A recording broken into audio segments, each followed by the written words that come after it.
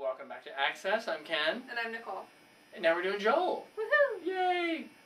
Nicole was just sharing with me the wonders of Beyonce, apparently, for biblical understanding. You want to, bring that in?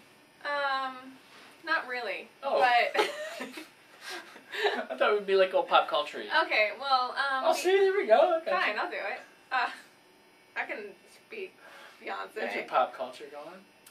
She lifts a lot of phrases. I don't know if it's intentional or not, but phrases and imagery. Us, Beyonce. I know, it'll be fun. From the prophetic literature, which is really interesting. Like Destiny's Child had CD, The Writings on the Wall. Writing on the Wall. Mm-hmm. You know that now. And there's a phrase in Joel, Sound the Alarm, which is the name of her song about cheating.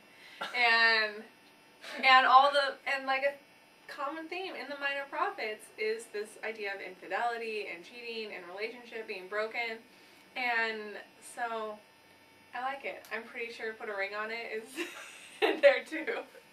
So, one thing, you could read the books, and that's good. Or you could also listen to Beyonce. Is that what we're saying? I'm pretty sure it's an equal swap. Well, let's hit Joel. Let's hit the history of old Joel. So for Joel, there's a lot of debate over when and where it was written. There are some holdout scholars who still think it was written in the 9th century before the exile. But the vast majority think that it was written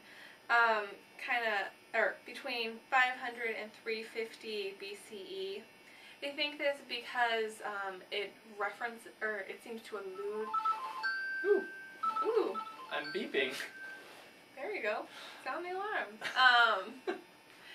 It seems to have a lot of allusions to the Second Temple and the priesthood, and so having it before exile doesn't really make a lot of sense there.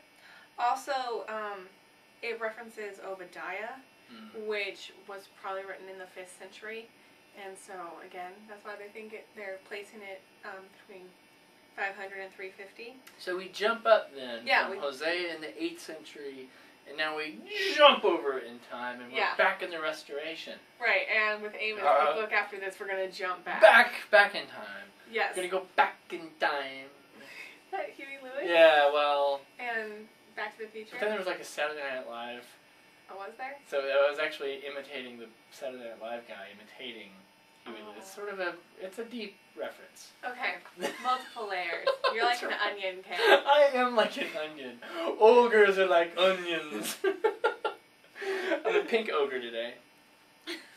It takes a real man to wear pink. Okay. So it's also that they think it's during the Persian Empire because there seems to be no external threat. Oh. Yeah, interesting.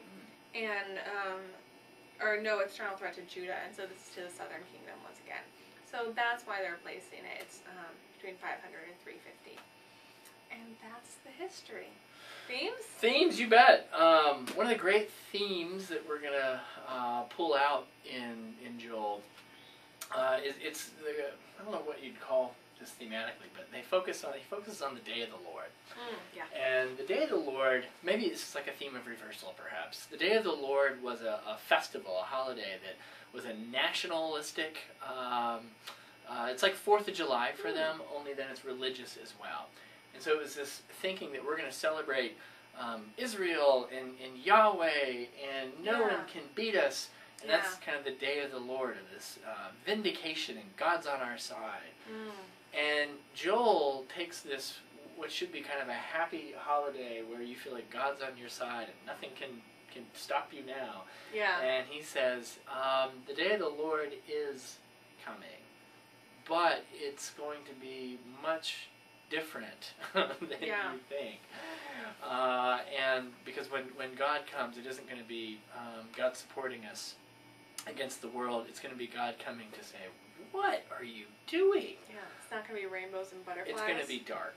Yeah. We're going to see this again in Amos as well. This theme, of the day of the Lord kind of having a reverse quality to it comes up. And that's just one of those you wouldn't know right off the bat. No. Day of the Lord, was this kind of holiday. So Joel, gosh, we hear some of the great, themes in Joel where, we've been concerned in some of the restoration books in the past about the division between Israel and non-Israel. But one of the lovely things in Joel that we see is this breaking open of God's Spirit in a way that it's almost it's a harbinger of the New Testament. Yeah. And the book of Acts will pick this up in the day of Pentecost. But Joel talks about how God's Spirit used to just be confined to men and priests, but boy, when the Lord comes back and the people are restored, the Spirit's going to fall on everybody. Yeah. It's a busting open of covenant. Women, children, young men, young women. Yeah, and there's this just radical sense of the universality of God's love and God's Spirit. Which great. Yeah, so and Joel, thematically, I'd say this is a book that we live within the church. Oh, yeah. From Ash Wednesday, where we talk about this is a solemn day of fast, a day of gloom and repentance. We read that Joel text every Ash Wednesday, and then we get to Pentecost and we read about God's Spirit falling upon all the people. Dream dreams and have visions, and we all sing Spirit, Spirit of from Joel. And so Joel is a liturgical text that many people are familiar with from worship, and then here's a chance to kind of see it. Yeah, I think it's I think it might be one of those books where you may not have read it, but if you read it, you're like, I know that. Yeah, this sounds familiar. Yeah. Yeah, I feel like it's one of those great gems in the Bible, because it's not very long. It's like 3 chapters. But you can read this. Yeah, like you can read it on a coffee break. You could read it listening to Beyonce. That'd be great. Well, let's look at it a little bit. It starts out with a terrible problem, and for them it's an agricultural problem, where they, if we imagine them, they're back in the land, they're hopeful about the future, but times are still hard. They're rebuilding, and then they've sown all their fields, and they need this food. They need this.